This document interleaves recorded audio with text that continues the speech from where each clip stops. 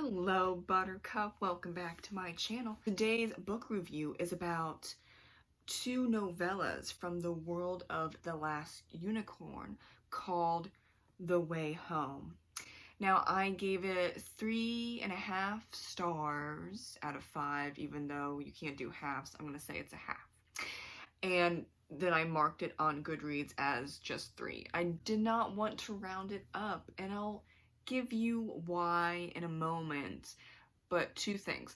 First thing is, if I move around a lot, I apologize, but I have butt nerve problems. That's what I like to say because it's lively instead of sciatica. That makes me feel old. I have butt nerve problems, so if I move around like this a lot, I'm trying to feel better. I do have some muscle relaxants, okay, so it's not as bad, and like really heavy dose of pain medication, so that's why I'm here today. And I still can't find the actual novel, The Last Unicorn, so I had to go with 2 novellas in one book, and this is what we have here today. We follow Suze. S-O-O-Z. It's not a nickname, it's her name, which I don't really like. It's a little weird. Now, if it was a nickname and then we shared her real name, but we're gonna call her Suze, then that's fine. But it's her name. And I actually really liked the first short story novella. It's a novella, whatever. It's about 70 pages. Let's go with 70. Average, give or take. And she's 9, almost 10. Very important, almost 10. And a phoenix is eating children from her village. And she just can't stand it because it's especially the third one, who's her friend, like her best friend, not just a friend, her best friend, but then the other two like her friends, and it's really sad. But you know, that third one, she has to go to King Lear, who is in The Last Unicorn, and then she meets the magician and an older lady from The Last Unicorn, and so, you know, they save the day. Really, that's basically the whole thing, and I thought it was good. A little drawn out at times, and there were too many ellipses. Like, it was a little too many dots. And not just at the end of paragraphs, but in the middle of paragraphs, and there will be multiple ellipses, dots. And you can argue it's because she's 9, and she's nervous, and she's scared, and I totally get that. Okay, that is a good argument to make. I understand that. I still don't like so many dots. I used to do that when I was younger, you know, when I was writing as a teenager, and I stopped that because it only works in very rare and certain occasions. It can't be multiple times on every page or most pages. Now, where I had to lower this to a 3.5 out of 5 stars is we are jumping into when Suze is 17, and she is out to look for her long-lost sister who was taken by fairies. They call them dreamies. Well, she in particular calls them dreamies from when she was a child, and her particular village calls them dreamies, but she does acknowledge that it's fairies, the fae, the other ones, or, you know, there's like a long list, but she just says dreamies. Totally fine. I kind of get that, you know, when you are used to saying the dreamies and your whole village says the dreamies in reply to fairies, that you're gonna use it. So that wasn't what was bothering me. She still sounds like she's 9 when she's 17, and that was a big problem for me. And then there's no other connection other than the world that we're in is from The Last Unicorn, and Suze grows up, is going to find her sister, and then she has a fae friend that goes along with her, but she's stone, so there's that whole other thing for her particular friend that joins her.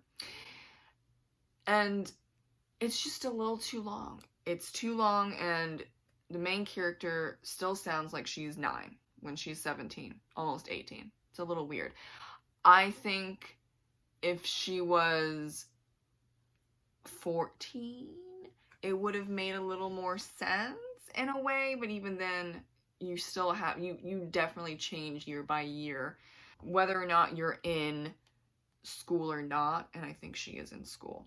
And so she's learning how to read and write and enunciate her words and how you pronounce certain words, or that you pronounce all the words, minus accents.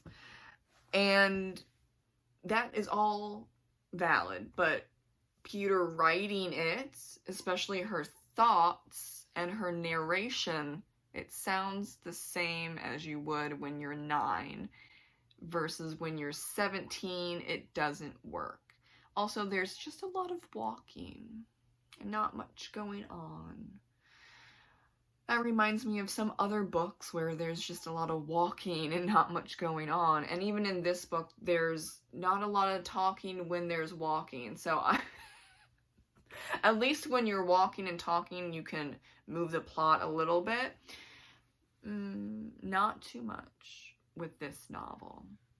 However, I think the first novella makes up for the second one, because that was a lot of action. There were walking and talking. Yes, there was. And Phoenix was slain and people saved the day. It's a good story. The second one, it was lacking. I also really enjoyed the deeper connection with the lost unicorn in the first novella. The second novella was very, very detached, and not a fan of that. I did watch the movie when I was younger, made me cry. So I haven't watched it since, but I want to watch it. And I'm still debating on, do I want to watch it first, because I know for a fact it's on Amazon, and do I want to rent it and watch it, or do you want to go on this long, long journey, continually long journey of finding the book so that I read the book and then watch the movie, because I know there's going to be some differences, right?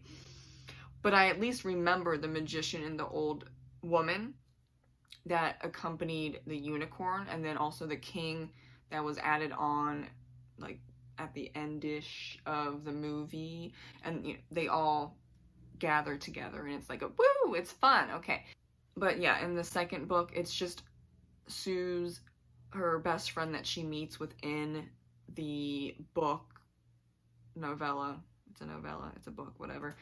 And then her sister kind of at the end, and I'm like, I don't know. It was too long, and that doesn't look good when it's 100 pages, basically. So, you know, you gotta tell the story, but don't add filler scenes or filler words because you want to make the novella a little longer. But Peter's books are relatively short. I haven't read all of his books because I can't find the Lost Unicorn book. Still salty about that. But that's not even that long either. So I'm trying to gauge what might be happening, but that second story did not need to be that long. There was too much walking, and just walking. They're walking. We're talking about walking. All right. But the first story was action-packed, and there was walking, but there was talking, and there was also action connected to the walking and the talking. You get what I'm saying. Well, so thank you so much for watching my review on the 2 novellas that should be short stories, but you know what? We'll just go with it. Of The Last Unicorn by Peter Beagle.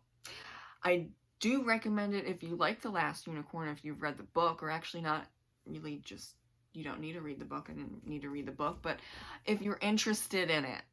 But then again, I don't know, maybe just read the first one somewhere. First story somewhere. I don't know if you need to read the second one, which is a bummer. But I still recommend it if you like absolutely love The Last Unicorn. Like you want to just eat it all up. All the stuff regarding The Last Unicorn, yes. And if you just want to read the first story, maybe it's somewhere online. However, you can just get it from the library. Read the first one, return it. I, kept going because it's only 214 pages, so. And I wanted to see how it worked out. Kind of disappointing of how it worked out, but I tried. I consumed. It could have been better. I think that it is above average. And that's okay. Like 3.5 stars is good. It's above average. That's how I rate it. I know some people will say that 3 stars is trash, but that's not me. I only rate and review books 3 stars, 4 stars, or 5 stars. I wouldn't be rating books that are 3 stars if I think it was trash. Note that in the comment section below. Thank you so much for watching, and I'll see you in the next one. Bye-bye.